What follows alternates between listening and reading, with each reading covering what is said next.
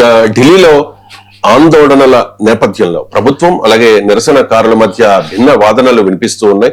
పోలీసులు విచక్షణారహితంగా ఆందోళనకారులపై దాడులు చేస్తూ ఉన్నారని, మహిళలని కూడా చూడకుండా కొడుతూ ఉన్నారు అని చెప్పేసి నిరసనకారులు ఆరోపిస్తూ ఉన్నారు. సార్, సిజేపీ కూడా ఇదే ఆరోపణ చేస్తోంది. అండ్ దానికి సంబంధించిన కొన్ని వీడియోలను కూడా సోషల్ మీడియాలో వాళ్ళు పోస్ట్ చేస్తున్న పరిస్థితి. అయితే ప్రభుత్వం వాదన మరోలా ఉంది. బీజేపీ నేతలు చెబుతూ ఉన్నారు సార్, కొంతమంది ఈ విద్యార్థుల ముసుగులో అందులో చేరి పోలీసుల మీద, ప్రభుత్వ ఆస్తుల మీద, పోలీసు వాహనాల మీద దాడులు చేస్తూ ఉన్నారు. ఆ దాడులు చేసే సమయంలో ఒక ట్రక్ కూడా వచ్చింది అక్కడికి. ఆ ట్రక్ నిండా కంకర రాళ్లు ఉన్నాయి అని కూడా సోషల్ మీడియాలో కొంతమంది పోస్ట్ చేస్తూ ఉన్నారు సార్. అండ్ భారతీయ జనతా పార్టీకి సపోర్ట్ చేసే కొన్ని ఛానళ్లలో కూడా ఈ వీడియోలు విపరీతంగా టెలికాస్ట్ అవుతూ ఉన్నాయి. ఏంటి సార్, ఎవరి వాదన వారు వినిపిస్తూ ఉన్నారు? ఇందులో ఏది నిజం? ఎవరి మీద దాడి చేస్తూ ఉన్నారు? ఇప్పుడు మీకు ఫండమెంటల్ క్వశ్చన్, ఎవరిపైన దాడి చేసినా దాన్ని మనం ఖండించాలి. ప్రజాస్వామ్యంలో హింసకు చోటు లేదు. ఎవరు చేసినా, ఆందోళనకాలు చేసినా, పోలీసులు చేసినా దాన్ని మనం ఖండించాల్సిందే.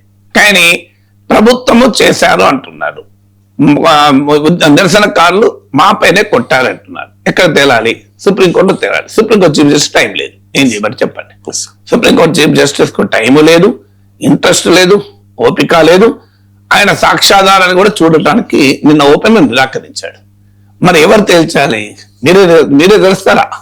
తర్వాత నాకు ప్రకాష్ రాజ్ నాకు ఇచ్చిన ఇంటర్వ్యూలో చెప్పారు, ముందు రోజే పోలీసు వాళ్ళే ఒక ట్రక్ నిండా రాళ్లతో తీసుకొచ్చి కాక్రోచ్ జనతా పార్టీ ప్రొటెస్ట్ చేస్తున్న ప్లేస్ లో ఉంచారట. ఎందుకు ఉంచాలి? మీకు ఇంటర్నెట్ ఎందుకు షట్ డౌన్ చేశారు?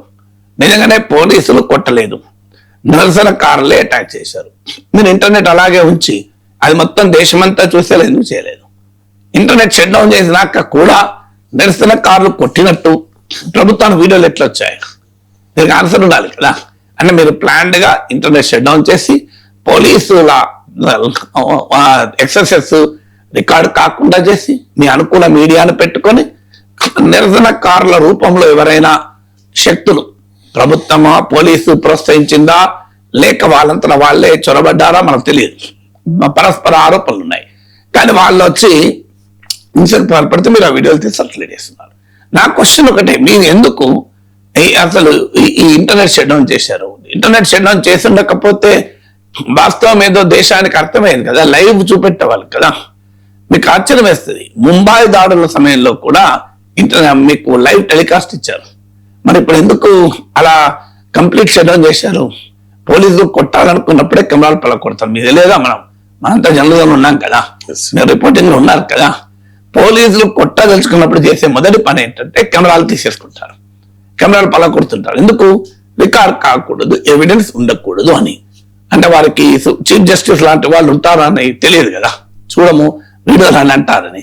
చూస్తారేమో ఎవరైనా, సుప్రీంకోర్టు చీఫ్ జస్టిస్ చూడకపోతే ఢిల్లీ హైకోర్టు చూస్తుందేమో అని చెప్పి ఎవిడెన్స్ లేకుండా చేస్తారు. అందువల్ల మీకు పోనీ ప్రభుత్వం దగ్గర వీడియోలు ఉన్నాయి, సాక్ష్యాలు ఉన్నాయి, ఐడెంటిఫై చేయండి. వాళ్ళ మొక్కలు ఉంటాయి కదా, వాళ్ళ మాస్క్లు వేసుకొని రాలే కదా, వాళ్ళ మొక్కలు ఉంటాయి కదా, మరి వాళ్ళని ఐడెంటిఫై చేయండి, వాళ్ళ మీద కేసు పెట్టండి, సింపుల్ కదా. ఇప్పుడు దాడులు చేసిన వాళ్ళని ఎందుకు క్షమించాలి? వాళ్ళు ఎవరన్నా కానీ, కాక్రోచ్ జనతా పార్టీ కానీ, కాంగ్రెస్ కానీ, కమ్యూనిస్ట్ పార్టీ కానీ, మీరు చట్టాన్ని తమ చేతుల్లోకి తీసుకొని చట్ట విరుద్ధమైన కార్యకలాపాలకు పాల్పడితే వారిపైన చట్టం ప్రకారం చర్య తీసుకోవాల్సింది. ఎవరు అభ్యంతరం చెప్తున్నారు? మీరు ఇంటర్నెట్ షట్ డౌనే కాదు, మీరు ఏం చేశారు? ఇంకా మీకు ఇది ఒకటే కాదు, మీకు అసలు జనాన్ని రాకుండా చేశారు. 16 మెట్రో స్టేషన్ల నిన్న మూసేశారు. అసలు మీకు పెద్ద ఎత్తున నిషేధాజ్ఞలు పెట్టారు. అయినా లక్షల జనం వస్తున్నారు. వచ్చినప్పుడు ఎవరో ఒకరు చొరబడే ప్రమాదం ఉంటుంది. దాన్ని ఎవరు బాధ్యత? ఖచ్చితంగా పోలీసుల బాధ్యత, ఆర్గనైజర్ల బాధ్యత ఉంటుంది, పోలీసుల బాధ్యత ఉంటుంది. ల్యాండ్ అని మెయింటైన్ చేయాల్సింది పోలీస్ కదా. నేను చట్టబద్ధంగా ఒక పౌరుడిగా నాకు హక్కు మేరకు పోలీసు అనుమతి తీసుకొని నేను నిరసన చెప్తాను కదా. సో నేను చట్టబద్ధంగా నిరసన చెప్తున్నప్పుడు చట్టాన్ని కాపాడాల్సిన బాధ్యత ఎవరిది? నాది. పోలీసులకు ఏమీ ఉండదా దీంట్లో? రేపు ఏమన్నా జరగనియా? సో అందువల్ల ఫండమెంటల్ క్వశ్చన్స్ ఏంటి? మీరు ఇదంతా ఎందుకు?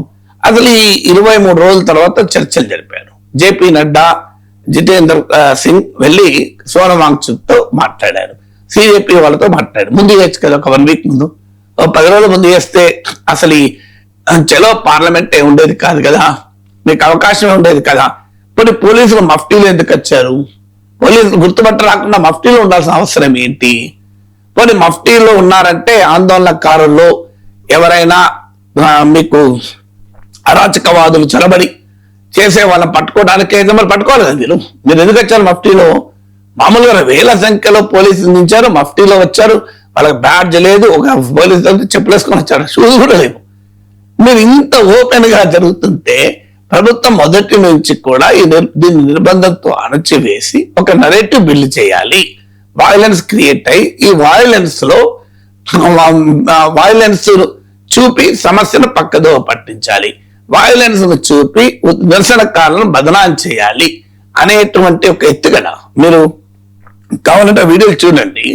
అక్కడున్న వారందరూ కూడా అందరికీ విజ్ఞప్తి చేస్తూ వచ్చారు, పీస్ఫుల్ గా ఉండండి. కొంతమంది శక్తులు ఎంటర్ అయ్యే అవకాశం ఉంది, ప్రొవోక్ చేసే అవకాశం ఉంది, పోలీసులు ప్రొవోక్ చేసే అవకాశం ఉంది, లాఠీ చార్జీ చేసిన మీరు అక్కడే కింద కూర్చోండి అని నిరంతరం పిలిపిస్తూనే ఉన్నారు.